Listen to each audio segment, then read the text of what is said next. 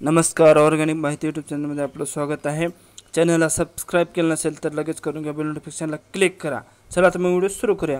आजचा व्हिडिओ फार महत्त्वाचा आहे माझ्या शेतकरी बांधवांसाठी। आपले उपमुख्यमंत्री एकनाथ शिंदे साहेब यांनी कर्जमाफीसाठी काय माहिती सांगितलेली आहे सविस्तर आज आपण पाहण्याचा प्रयत्न करणार आहोत। चला पाहूया एकनाथ शिंदे साहेब यांच्या माध्यमातून त्यांनी काय माहिती दिली आहे शेतकऱ्यांबद्दल कर्जमाफीसाठी। चला। बच्चू कडूंनी प्रहार संघटनेच्या वतीने आणि आणखी सामाजिक काही संस्था त्यांच्या सोबत होता, त्यांच्या माध्यमातून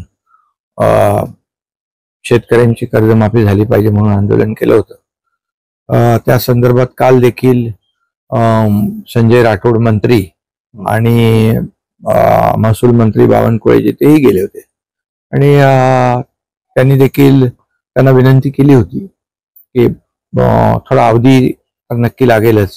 आज देखील मी स्वतः त्यांच्याशी फोनवर चर्चा केली आणि मुख्यमंत्री महोदयांनी देखील त्यांच्या बरोबर फोनवर चर्चा केली आणि नंतर उदय सामंत आपले मंत्री त्यांनाही मी तिकडे धाडलं होतं, पाठवलेलं आणि एकंदरीत त्यांची तब्येत देखील बच्चू कडू यांची खालावली होती आणि डॉक्टरांनी देखील त्यांना ICU मध्ये ऍडमिट करण्याच्या एक सूचना दिल्या होत्या।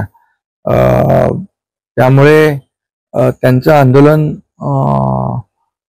थांबवलं पाहिजे यासाठी मी त्यांना फोन केला आणि आज त्यांचं उदय सामंत यांच्या हस्ते ते काय लिंबू सरबत घेऊन त्यांनी आंदोलन स्थगित केलंय, त्याबद्दल मी त्यांना धन्यवाद देतो। खरं म्हणजे कार्यकर्ते देखील खूप आग्रही होते, ऍग्रेसिव्ह देखील होते आणि शेतकरी खऱ्या अर्थाने शेतकरी हा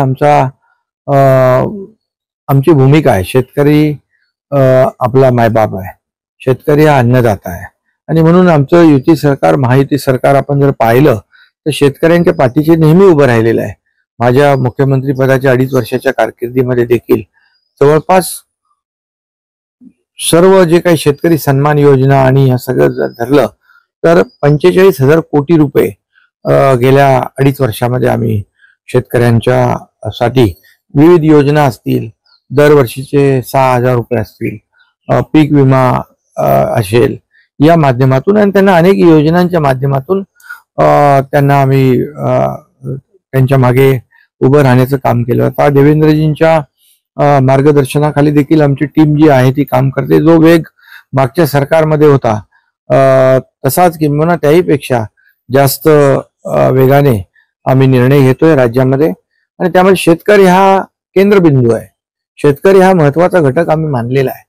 त्यामुळे फक्त काय त्याच्यामध्ये आता ज्या काही योजना आपण सुरू केलेल्या आहेत, ज्या योजना सुरू आहेत त्या देखील सुरू ठेवायच्या आहेत आणि शेतकऱ्यांचा कर्जमाफीचा जो विषय आहे तोही हाताळायचा आहे। त्यामुळे आता एक 15 दिवसामध्ये एक समिती गठीत होईल आणि समितीचा अहवाल आल्यानंतर शेतकऱ्यांच्या कर्जमाफीबद्दल निर्णय घेतला जाईल। त्याचबरोबर जुनं जे कर्ज आहे नवीन देण्याच्या संदर्भात देखील किंवा जुन्याचं पुनर्गठन करण्यासंदर्भात देखील या ठिकाणी मुख्यमंत्री महोदय यांच्या अध्यक्षतेखाली एक बैठक होईल आणि त्यामध्ये तोही चर्चा होऊन निर्णय होईल।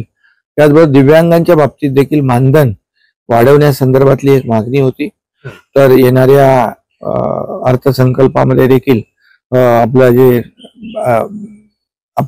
आता अधिवेशन जे होणार आहे पावसाळी, त्यामध्ये देखील त्या बाबतीत नक्की निर्णय होईल आणि इतर जे काही प्रश्न आहेत या प्रश्नांना देखील सरकार सकारात्मकतेने निर्णय घेईल, कारण त्यांनी आंदोलन जे केलेलं आहे शेतकऱ्यांसाठी केलेलं आहे। त्यामुळे थोडा अवधी तर या सर्व याला द्यावा लागेल, कारण शेवटी आर्थिक सगळ्या बाबी आहेत या समोर ठेवून आपल्याला त्या दृष्टीने निर्णय घेणं गरजेचं आहे। पण शेतकऱ्यांच्या बाबतीत मात्र सरकार अतिशय संवेदनशील आहे।